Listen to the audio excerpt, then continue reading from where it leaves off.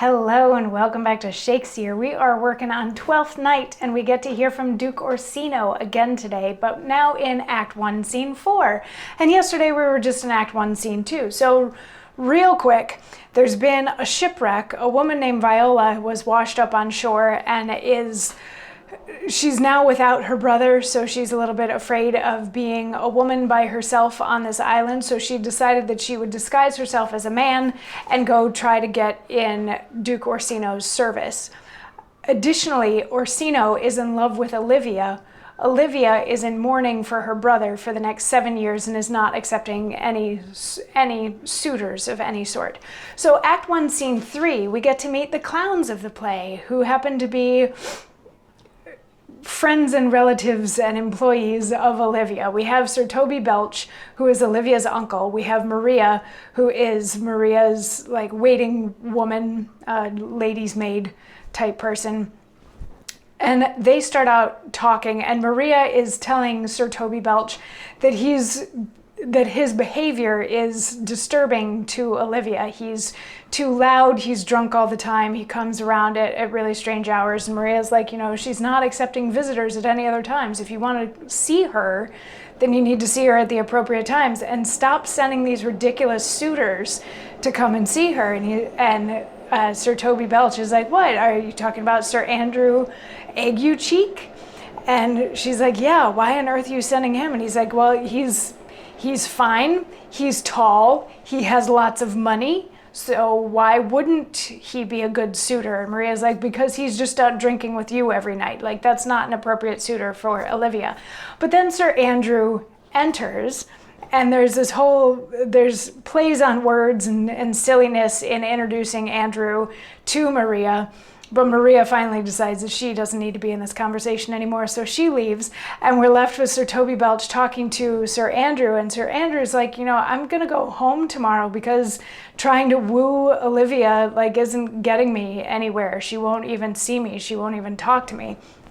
But Sir Toby Belch manages to convince him to stay because Sir Toby Belch likes the fact that Sir Andrew has money and buys drinks when they go out drinking and pays for other stuff too. So Sir Toby wants to keep Sir Andrew around, manages to convince him to stick around just a little while longer, and says that maybe if he does some more dancing, then that would help things. And they finish off the scene sort of dancing off stage, a little bit ridiculous. It's a cute, fun scene, and the characters they can be very over the top. So if you ever get to play this play, just have fun with it and go crazy. Act 1, Scene 4, we start off with Viola, who is now in disguise as Cesario, talking to Valentine, who is one of Duke Orsino's servants, attendants, however you want to phrase that. And Valentine is like, yeah, you got in his good graces really fast. It's only been 3 days and you're his favorite person, his favorite servant. And Viola's like, no, that's not true. But then Duke Orsino comes in and he's like, where's Cesario? And Viola steps up and he's like, okay, everybody else just kind of go away, I gotta talk. And he's like, okay, so you, Cesario, who is Viola, he's like, I need you to go and talk to Olivia. He's like, I've shared my most intimate thoughts with you, my most intimate desires. I now need you to go and woo Olivia on my behalf. She'll listen to you. And Viola's like, no, she's not accepting any suitors. She's not gonna listen to me. No. And Duke Orsino says, dear lad, believe it. For they shall yet belie thy happy years that say thou art a man. Diana's lip is not more smooth and rubious. Thy small pipe is as the maiden's organ, shrill and sound, and all semblative a woman's part. I know thy constellation is right apt for this affair. Some 4 or 5 attend him, all, if you will, for I myself am best when least in company. Prosper well in this, and thou shalt live as freely as thy lord to call his fortunes thine.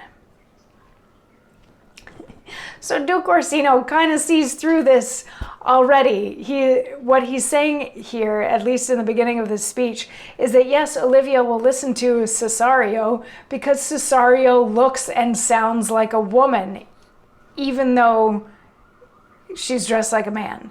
So maybe it's not real good costuming as a man, but the point here being that Orsino gets a very feminine vibe from Viola / Cesario, and believes that like woman to woman type bond will help get Cesario in so that Olivia will listen. And then he's like, okay, and a bunch of them can go with you if you want, because I am best by myself. And by the way, if you are successful in wooing Olivia, I will give you whatever you want. You will have everything you will want for nothing, that sort of thing. And Viola agrees to go, and the Duke and everybody else leaves, and Viola gets a very quick moment on stage to be like, oh, I'll go do it, but really I wish that I was his wife.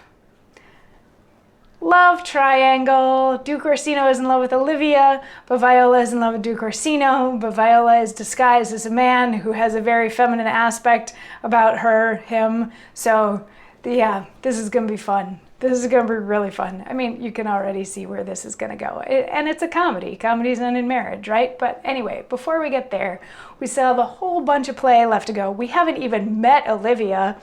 Don't even know what's going on with Viola's brother. There's still a lot that we need to get into here. So I will see you tomorrow for more. Mwah.